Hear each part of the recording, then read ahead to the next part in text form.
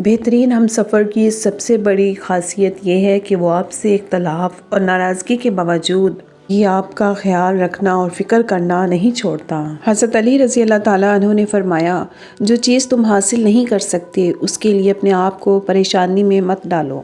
بہت خوش نصیب ہوتے ہیں وہ لوگ جن کے ہاتھوں میں ملنے کے بعد بچھڑنے کی لکیر نہیں ہوتی۔ اللہ تعالیٰ کے پیاروں سنو، اگر اللہ تعالیٰ کا قرب چاہتے ہو تو پھر اپنے اخلاق کو سنوار لو۔ جہاں آپ کی پسند کی زندگی نہ ہو وہاں خاموشی سے گزر جانا یہ بھی اللہ کا شکر ہے۔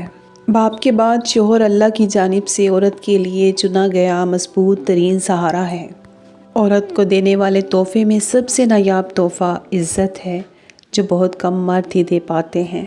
رسول اللہ صلی اللہ علیہ وسلم نے فرمایا، مسلمان مرد کے پاس اسلام کے بعد سب سے قیمتی چیز اس کی بیوی ہے۔ شوہر کا لاپرواہ ہونا بیوی کو نفسیاتی مریض بنا دیتا ہے۔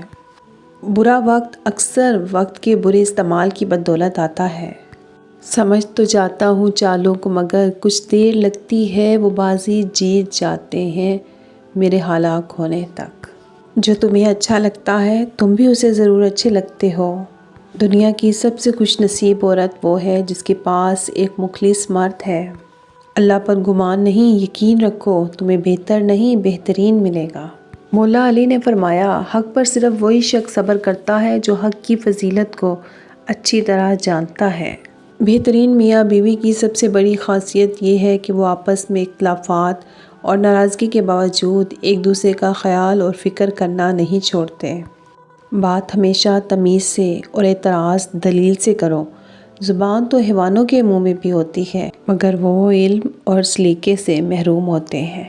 محبت کچھ نہیں لیتی محبت کے سوا، محبت کچھ نہیں دیتی محبت کے سوا۔ زندگی میں پیسہ ہی سب کچھ نہیں ہوتا، پیار اور احساس کرنے والا ساتھی ہو تو عورت غریبی میں بھی ملکہ جیسی زندگی گزار سکتی ہے۔ جب تم کسی میں کوئی عیب دیکھو تو اسے اپنے اندر تلاش کرو، اگر اسے اپنے اندر پاؤ تو اسے نکال دو، یہ حقیقی تبلیغ ہے۔ میرے نزدیک کہکا وہ ہے کہ جسے نچوڑا جائے تو آنسو ٹپکے۔ مرد عورت کو اپنی بے رخی اور بے توجہی سے جب کھو دیتا ہے تو کہتا پھرتا ہے کہ عورت میں وفا نہیں ہوتی۔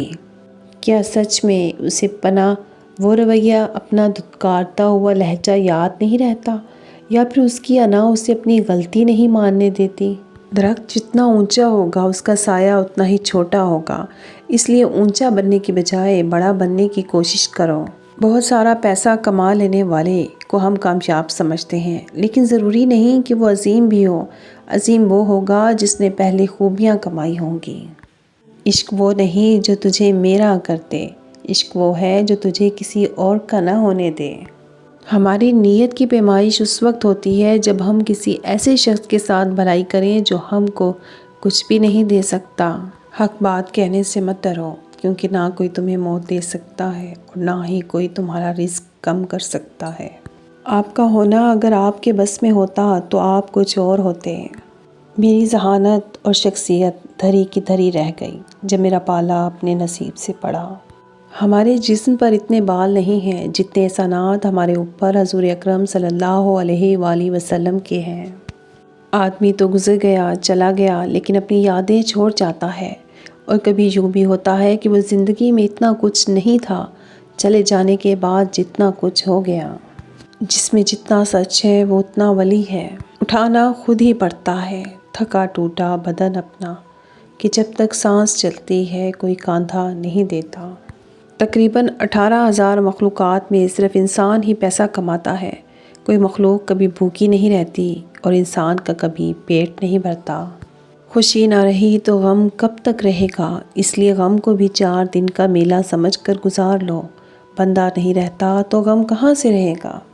میری ماں اکثر کہا کرتی تھی، بیٹا دعا کرنا کہ شوہر آنکھوں والا ہو جو دیکھ سکے تمہارے دکھ، تمہاری پریشانی، تمہاری خوشی، تمہارا ہنسنا اور رونا۔ بہت لوگ آنکھوں والے ہوتے ہیں لیکن دیکھ نہیں سکتے۔ جب آنکھ کے اندر دل آ جائے تو دل میں آنکھ پیدا ہو جاتی ہے۔ غم اللہ کی وہ مہربانی ہے جو فوری طور پر آپ کو ولی بناتی ہے۔ اگر نمائش کے بلب بند کر دو اور کسی غریب کے گھر میں چھوٹا سا بلب جلا دو تو نمائش سے بہتر ہے۔ جس مرد کو صرف جسمانی محبت ہوگی، وہ دو باتیں بار بار بولے گا، تم سے اکیلے میں ملنا ہے، پہلے ملو پھر شادی کرتے ہیں۔